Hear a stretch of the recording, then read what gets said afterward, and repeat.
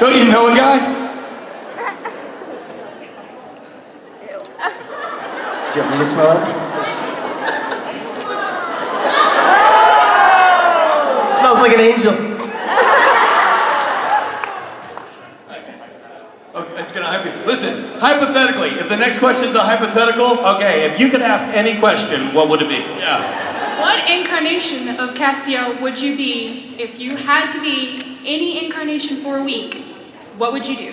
I would be incarnated as you as Cass. I don't know if That that's... made my life. Thank you. I don't know if that's an awe answer or just a lame She's like, fun oh, that was lame. I waited in line for that. Anybody have a question? One last question over here. Not a hypothetical question. Not a hypothetical. What, you got one? On Cooking Fast and Fresh with Wes, Yes. if you could have one or like a couple other people from the show on the show with you and Wes. That's hypothetical. What would you do? Hypothetical. Hypothetical. I would like all of Rich and Rob's children to be in Cooking Fast and Fresh with Wes.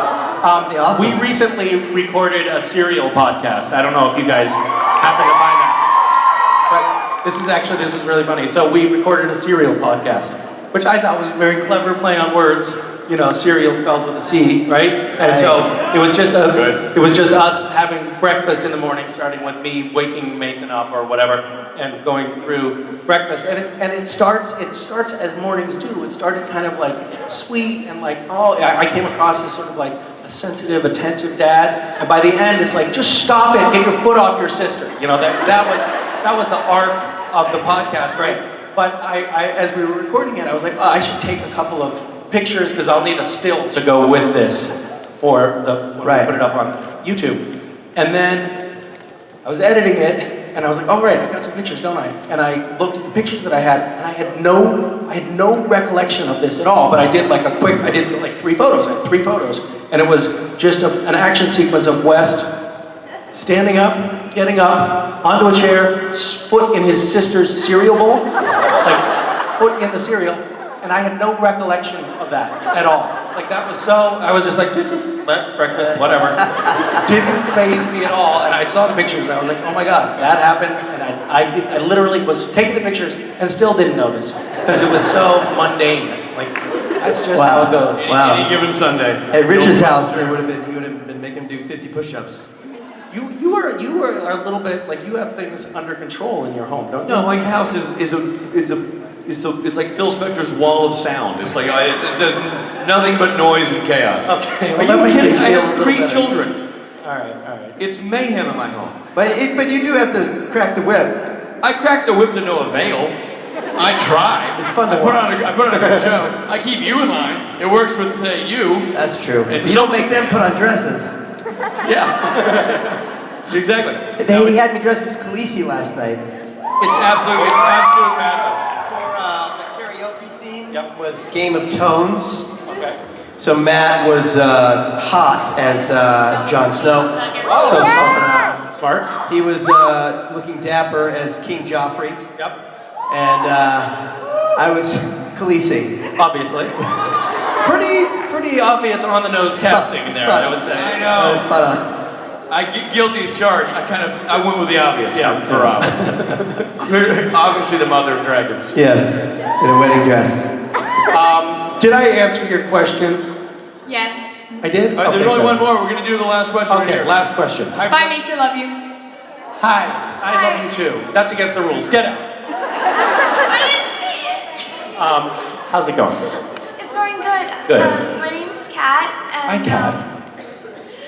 I just wanted to say that my friends Daryl and Lorna, I really like your work along with myself. And I wanted to know, because there was an airplane story that Richard... Oh my God. Thank you. Somebody asking a legitimate question. Thank you. I wanted to know your take on the story. My take on the story? Yeah, like... You gotta I know what feed story them she's up. talking about. The turbulent Australia plane story. We told it again today. In which a wall of urine 5 feet high comes crashing down on you as the plane hits a bump. This is a story, this is another one. This is like the photo of West's foot in the cereal that I only remember because I've heard you tell it so many times. So it's like I'm looking at that story through the distorted lens of your twisted mind. Well, it's traumatic. I'm looking at it through Rob's mind because I slept through the whole thing. Yeah, he wasn't even there. He was unconscious. All I know is that you filled a toilet bowl of your own urine. Yeah. Most And urine before you you never. could flush, it dropped, urine came up, plane went forward, urine went on you. What I love about that is it sounds like the kind of thing that could only happen if the pilot was trying to slosh urine on you. Like, all right guys, watch this. He just went in, he's been in there for about 30 seconds. Okay, great. Drop the plane, accelerate. Because you need that sudden thrust of the engine to actually get Which the is urine. exactly what was going That's on. what happened. You weren't there. Oh, actually, you were I there. was there. It was. Well, all we know is you were soaked in urine from your head to your toe, so it got on you somehow. We assume it was your urine. We weren't in the bathroom with him. I mean, Like we don't know. the story, it might have been that he peed on himself a little bit.